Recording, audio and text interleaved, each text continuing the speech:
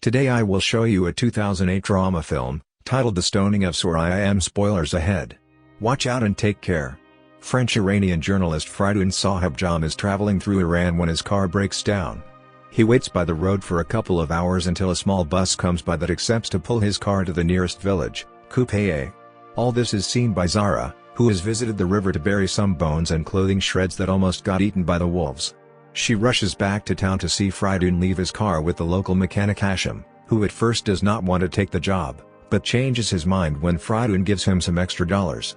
Zara notices he keeps a tape recorder in his bag and tries to approach him to tell him the village hides very dark secrets, but she is interrupted by the town's mullah, Sheikh Hassan, and the mayor, Ibrahim, who call her crazy and send her away. The two men are noticeably uncomfortable with Fridun's presence in their village, and after asking him some personal questions, they try to get him to have lunch with them, but Fridun turns them down and goes to a cafe alone. There, he is approached by Zara again, who throws at him a little paper ball containing a bone and a map to her house.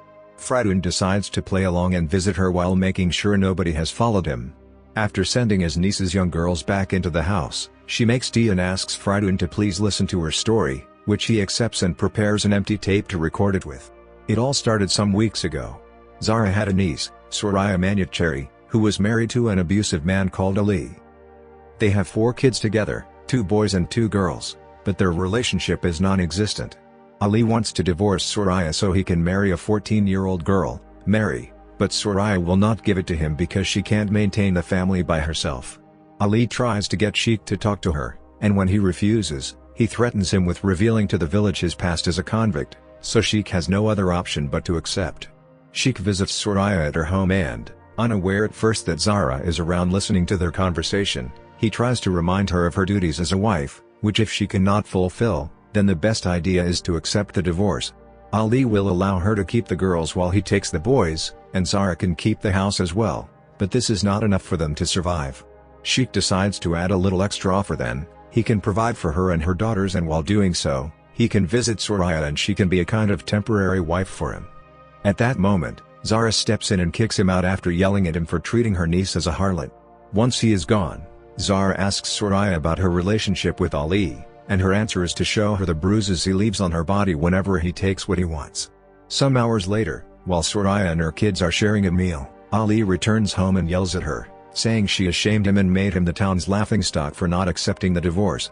He starts talking to his 2 boys about all they could do if they were able to leave, turning them against her for not wanting the divorce and not having an ounce of shame when mentioning Mary in front of his children. Soraya starts accusing Ali of being a bad husband for wanting to abandon her and the girls without providing for them, but her oldest son cuts in, yelling at her and telling her not to speak like that to a man. Ali orders her to clean the table, and feeling furious at the situation, Soraya throws a plate on the floor, smashing it into pieces. When Ali tells her she owes him money for that, she finally reaches her limit, so she grabs her girls and tries to leave the house. Ali hits her twice, trying to scare her into staying, but Soraya stays brave and leaves with her daughters to stay at Zara's, who promises to speak to the mayor to get his help. She thinks she may gain his favor because he used to be into her and even tried to marry her once. Their talk is suddenly interrupted by Hashim, who comes asking for Zara's help with his terribly sick wife, since the doctor is out of town. On the way to his house, Zara sees Ali in his car with another woman, but for now, she must concentrate on Hashim's wife. Sadly, however, there is nothing Zara can do. She is already dead by the time they get there. She spends the night getting her ready for burial as tradition demands, and in the morning, Soraya comes to help, kicking out all the women that already trying to take the wife's belongings without respecting her death, claiming Hashim won't need them. Once she's done with the body, Zara is called over by Sheikh, who tells her Hashim can't take care of his house and his son alone, so it would be a good idea for Soraya to help him. Zara accepts to talk to her only if her niece will get a wage for this work, money that will only be hers and Ali can't touch. Sheikh accepts the deal. As Zara leaves the building, she's stopped by Ibrahim, who warns her to watch her mouth or she will get in trouble. Soraya begins to work with Hashim, quickly gaining both his and his son's appreciation, unaware that Ali is always watching them interact from afar. Hashim treats Soraya well, and this puts her in a better mood. She starts making her own clothes and gives some of her money to Zara, who hides it and saves it so in the future she can finally have enough to divorce Ali and still support her daughters. One night, Ali talks to Sheikh and tells him he thinks Soraya is cheating on him with Hashim. The punishment for infidelity is stoning, so Sheikh thinks Ali is going too far with these accusations, knowing Soraya isn't the type to do this kind of thing. Ali just says he doesn't want to pay for her support and promises he'll find a witness so they can take this to trial, but first, he is going to start a rumor about Soraya's night visits in their little town. The following day, while helping at the bakery, Zara already hears those rumors coming from the other women's mouths. Soraya has a day off, so she goes on a picnic with her daughters and picks up some flowers that she later takes to Hashem's house as decoration. When he returns home earlier than she expected, he invites her to stay over for dinner, but she turns him down even after hearing he hates to eat alone. The following day, Zara sees Ali and Sheikh having a meeting with Ibrahim, who will only accept to put Soraya on trial if he receives actual proof or witnesses. Afterward, Zara tries to talk to him as well, accusing him of plotting with Ali and slapping him on the face when he implies Soraya may be sleeping with Hashem. After calling him Ali's slave, Zara goes to see Soraya and tries to warn her of what is going on, but Soraya thinks her aunt is just being paranoid. Meanwhile, Hashem is called to have a meeting with Ali and Sheikh so they can ask him about Soraya's behavior around him. These questions make him uncomfortable, and the fact they offer him a contract he can't read doesn't help matters, so he decides to leave. However, Ali and Sheikh follow him home and threaten to send his kid to a mental hospital or prison if he doesn't accept to be a witness on Soraya's trial. And if he, not wanting his son to suffer, Hashem gives up and accepts to lie for them, saying Soraya sleeps in his bed and talks to him as if he was her husband. Moments later, Ali shows up at Soraya's house and drags her out to the streets, hitting her in front of a crowd while accusing her of cheating on him. Zara jumps in and gets between her and Ali, calling him out for making such a public show out of a private matter. After asking one of her neighbors to get the mayor, Zara takes Soraya to hide her in her house, and Ali follows them there. Ibrahim arrives soon afterward and hears Ali present the proof of Soraya's infidelity. He saw them touching hands and whispering to each other like a couple while smiling. Soraya swears she never cheated, and Zara points out it isn't a crime to be nice to people, but at that moment, Hashem arrives and tells the lies Ali had manipulated him into saying. This is enough for Ibrahim to pursue a trial. He, Ali, his friends and sons, Sheikh, and even Soraya's father Morteza Ramazani are allowed to assist, but Soraya herself must wait at home. A couple of hours later, the verdict is announced by her own father. Soraya has been found guilty, and she'll be stoned in an hour. When the news reaches Zara's home, she tries to help Soraya escape, but there are men outside that push them back into the house.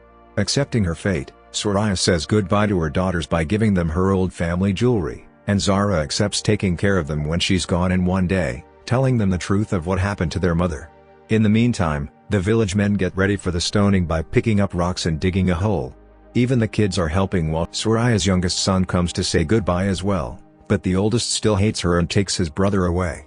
As Soraya finally breaks down and starts crying, Zara tries to offer one last moment of comfort by brushing her hair and singing a song for her. When the time comes, the two of them walk through the streets together while doing their best to dodge the angry mob of men that want to insult and hit Soraya.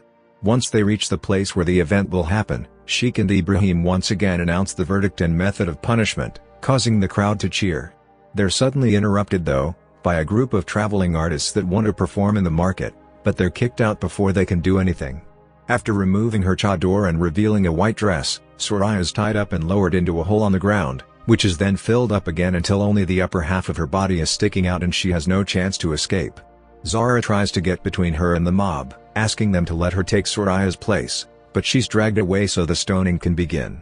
The first two stones are thrown by Morteza, who doesn't consider her his daughter anymore, but he fails both times. One of the women in the crowd considers this may be a sign that she's innocent, but she is ignored. Ali goes next and his stones do hit, making Soraya cry and bleed. Sheikh goes next, and after him, both of Soraya's sons throw stones at her too. Hashem is also given a turn, but he can't bring himself to do it, so he leaves the area with his son before the whole crowd joins in and throws stones at her until she dies. After everyone leaves, the traveling performers cover her with a blanket. Later in the evening, Zara and her friends take the body to leave it near the river while the town celebrates. Back in the present, Fridun finishes recording Zara's story and takes the tape out of the recorder, leaving it on the table, right before Hashem comes to tell him his car is ready. As they return to the repair shop, they see Ali driving by and hear him say to Sheikh that his wedding to Mary has been cancelled because he couldn't help her father, which was part of the deal for him to get her hand. This upsets Hashem, who comments he's lied for nothing, gaining Ibrahim's attention. Hashim admits having lied and being threatened by Ali and Sheikh, and this enrages Ibrahim, who wants to call out Sheikh for it. However, this will have to be discussed later. Right now, they must stop Fridoun from leaving. The journalist ignores them and gets in his car, but Sheikh has some revolutionary guards under his command, and they threatened Fridoun with their weapons to make him hand them his bag. He's only allowed to leave after they destroy all their tapes, but on his way out of town, Zara gives him the tape he left at her house. The car starts malfunctioning again, so she gets between him and the crowd to give him time to get it to take off. Fridoun manages to get away regardless of the stones thrown at him, and Zara celebrates the fact the story will reach the whole world. Fridoun would later publish the story as a book, which has become an international bestseller.